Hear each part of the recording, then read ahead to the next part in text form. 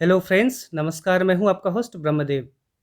Friends, तपती हुई गर्मी और सूखी गर्म हवा के थपेड़ों से जूझने के बाद इंसान ही नहीं बल्कि पेड़ पौधों को भी बारिश का इंतजार रहता है।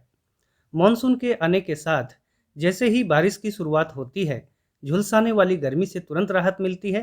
खेत खलिहान तथा बाग बगीचों में हरियाली पुनः वापस आने लगती है और चारों ओर का माहौल खुशगवार हो जाता है। बारिश के मौसम की उमस भरी गर्मी हर तरह के पौधों की ग्रोथ के लिए हाईली सूटेबल होती है। बारिश के पानी में कई तरह के मिनरल्स के अलावा मुख्य रूप से नाइट्रोजन के ऐसे कंपाउंड्स होते हैं जिसे पेड़ पौधे बड़ी ही आसानी से एब्जॉर्ब कर लेते हैं। यह तो हम लोग जानते ही हैं कि पेड़ पौधों की ग्रोथ के लिए सबसे अधिक मात्रा में उपयोग किया जाने वाला पोषक तत्व नाइट्रोजन ही है। यही कारण है कि बारिश का पानी मिलते ही पेड़ पौधों में जीवंतता आ जाती है। बरसात का मौसम हर तरह की बागवानी के लिए उपयुक्त होता है, लेकिन इसका दूसरा पहलू भी है जिस पर हमें ध्यान देना चाहिए। बारिश का मौसम बीमारियां लेकर भी आता है। इस मौसम में हर तरह के बैक्टीरिया, वायरस और फंगस के अलावा कीट पतंगों की एक्टिविटी बढ़ जाती है। इस मौसम में पौधे जितने तेजी से बढ़ते हैं, उतनी ही तेजी से उनके रोगग्रस्त होने और मरने की संभावना भी बढ़ जाती है। अत्यधिक बारिश से पौधों की जड़ें गल सकती हैं, जिससे उनके सूखने का खतरा भी बढ़ जाता है। इस तरह की और भी ढेरों बातें हैं जिनका ध्यान रखना जरूरी है।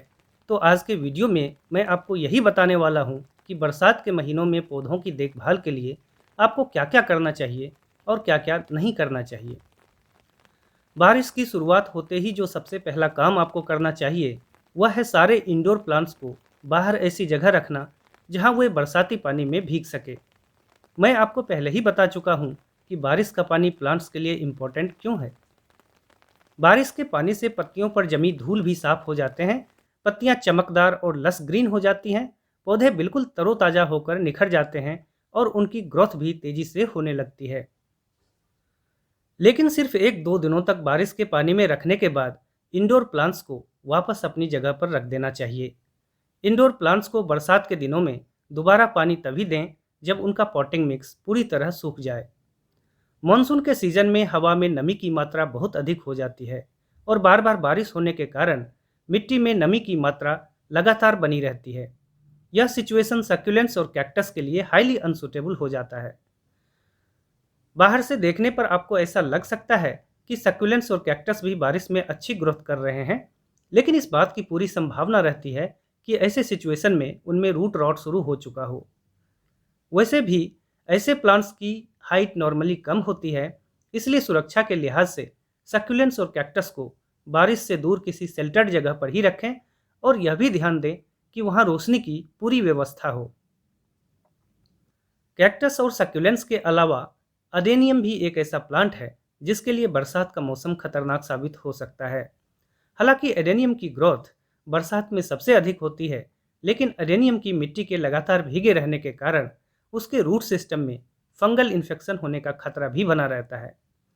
कई बार देखने में आता है कि एडेनियम का कॉडेक्स अंदर ही अंदर गलकर खराब हो गया, जबकि ऊपर से पौधा पूरी तरह स्वस्थ दिखता है। तो ऐसे केसेस को अवॉइड करने के लिए आप 2-3 काम कर सकते हैं। पहला काम तो यह है कि सक्यूलेंट्स की ही तरह एडेनियम को भी किसी शेल्टर्ड जगह पर रखा जाए जहां बारिश का पानी ना पहुंचता हो। अगर यह करना संभव ना हो, तब एडेनियम के लिए हमेशा ऐसे पॉटिंग मिक्स का ही उपयोग करें जो क्विक ड्रेनिंग हो और जिसकी वाटर होल्डिंग कैपेसिटी काफ़ी कम हो। तीसरा काम जो आपको करना चाहिए वह है रेगुलर बेसिस पर फंगीसाइड अप्लाई करना। अगर आप 2 हफ्ते के अंतराल पर फंगीसाइड का स्प्रे एडेनियम के प्लांट्स के ऊपर पूरे बरसात भर रेगुलरली करते हैं तो प्लांट्स के सर्वाइव करने के चांसेस काफ़ी बढ़ जाएंगे। हालांकि फंगीसाइड के एप्लीकेशन का यह शेड्यूल आप अपने सारे आउटडोर प्लांट्स के लिए अप्लाई कर सकते हैं, या यह कहना ज़्यादा अच्छा रहेगा कि ऐसा करना ही चाहिए। कारण यह है कि मिट्टी के लगातार भीगे रहने के कारण रूट सिस्टम में फंगल इन्फेक्शन का खतरा हर तरह के प्लांट्स के लिए बना रहता है। कुछ प्लांट्स ऐसे सिचुएशन को अधिक दिनों तक टॉलरेट कर सकते हैं, जबकि कुछ प्लांट्स जल्दी अफेक्टेड हो जाते हैं। इसलिए फंगीसाइड का नियमित प्रयोग हर तरह के प्लांट्स के ऊपर करना ही बेहतर है, खासकर बारिश के दिनों में। फ्रेंड्स, फंगस के अलावा बैक्टीरिया, वायरस और इंसेक्ट्स भी बारिश के दिनों में अत्यधिक सक्रिय हो जाते हैं।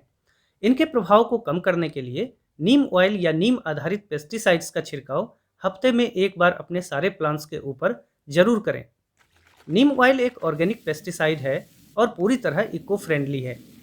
यह अपने सराउंडिंग्स में डेथ जोन क्रिएट नहीं करता है, जिससे प्लांट्स के लिए यूजफुल बैक्टीरिया और इंसेक्ट्स के ऊपर इसका हानिकारक प्रभाव भी नहीं होता है। केमिकल पेस्टिसाइड्स का उपयोग केवल ऐसी स्थिति में ही करें जब इन्फेस्टेशन काफ़ी बढ़ चुका हो और सिचुएशन आउट ऑफ कंट्रोल हो चुका हो। किसी भी तरह के पेस्टिसाइड का स्प्रे डायरेक्ट सनलाइट में ना करें। इस बात का भी ध्यान रखें कि स्प्रे करने के बाद कम से कम 4-5 घंटों तक बारिश की संभावना ना हो। आउटडोर प्लांट्स के लिए अगर आप बॉटम ट्रे का यूज करते हैं तो बरसात में इसे फौरन हटा दें, क्योंकि पॉट के बॉटम पार्ट का पानी में लगातार डूबा रहना प्लांट की सेहत के लिए खतरनाक है। अगर आप प्लांट्स उगाने के लिए ग्रो बैग्स का यूज करते हैं तो बरसात में उन्हें किसी ऊंची जगह पर रखें। इसके लिए आप ब्रिक्स का भी इस्तेमाल कर सकते हैं। ऐसा करने से ग्रो बैग का ड्रेनेज इंप्रूव होगा और छत के ऊपर वाटर ब्लॉकेज होने की संभावना भी नहीं रहेगी। बरसात में अक्सर पॉट के ऊपरी हिस्से के खाली भाग में पानी का जमाव हो जाता है। बरसात खत्म होने के बावजूद भी अगर पानी देर तक जमा रहे तो यह इस बात का संकेत है कि पॉटिंग सॉइल का ड्रेनेज पुअर है और उसे इम्प्रूव करने की ज़रूरत है।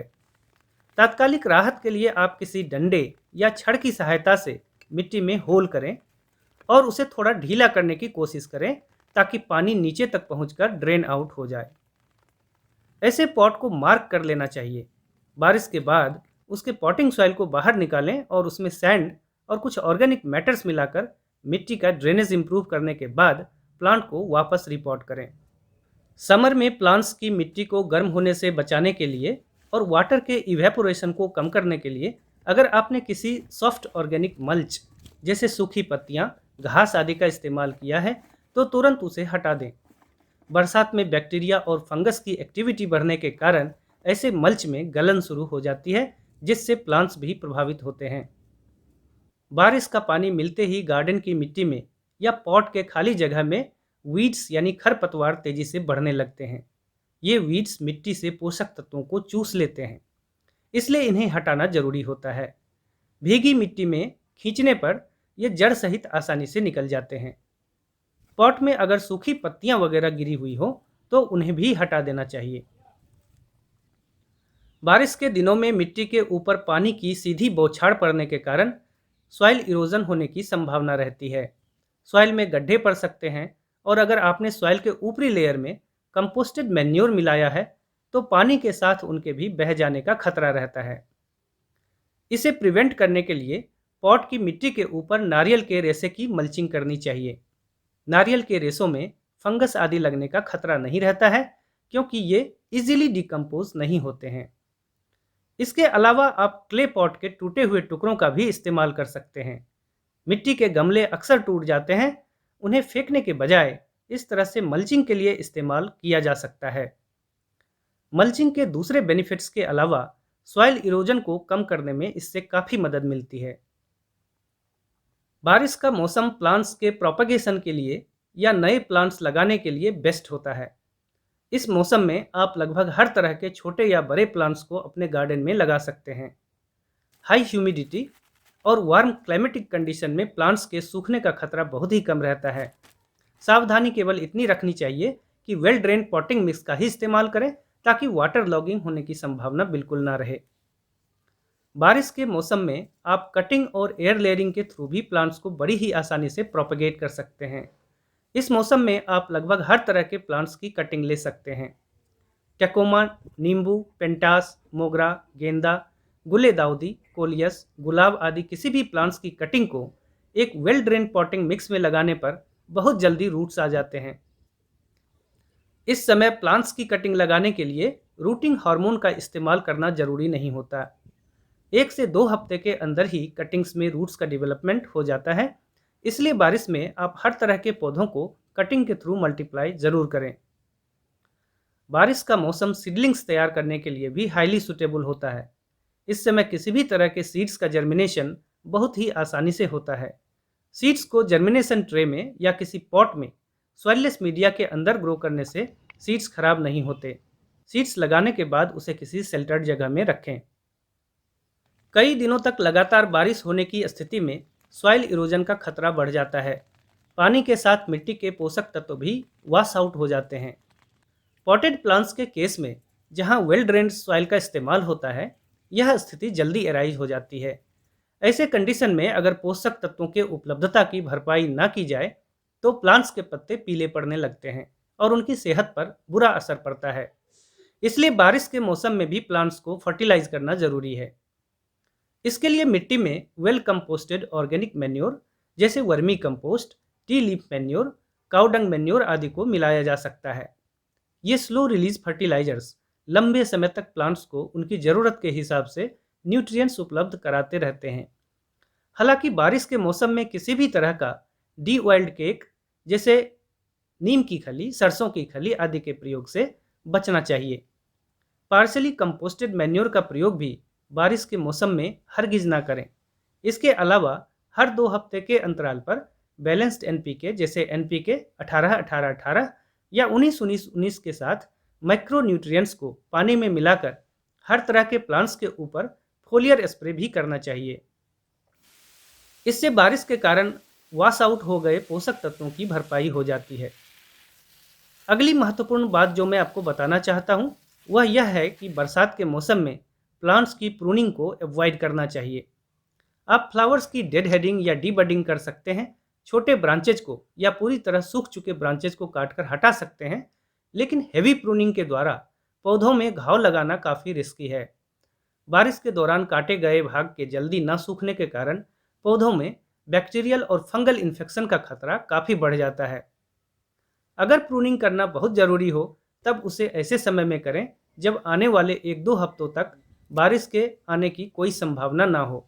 इसके अलावा काटे गए भाग पर फंगीसाइड का पेस्ट जरूर अप्लाई करें। तो फ्रेंड्स, आशा करता हूं कि वीडियो से आपको ज़रूर मदद मिलेगी। अपनी पसंदगी को जाहिर करने के लिए कृपया लाइक बटन को प्रेस करें और गार्डनिंग से रिलेटेड इसी तरह के ढेरों इंटरेस्टिंग वीडियोस को देखने के लिए सिटी गार्डनिंग चैनल को ज़रूर सब्सक्राइब करें। अपनी क्वेरीज को आप नीचे कमेंट बॉक्स में पोस्ट कर सकते हैं। Thank you for watching.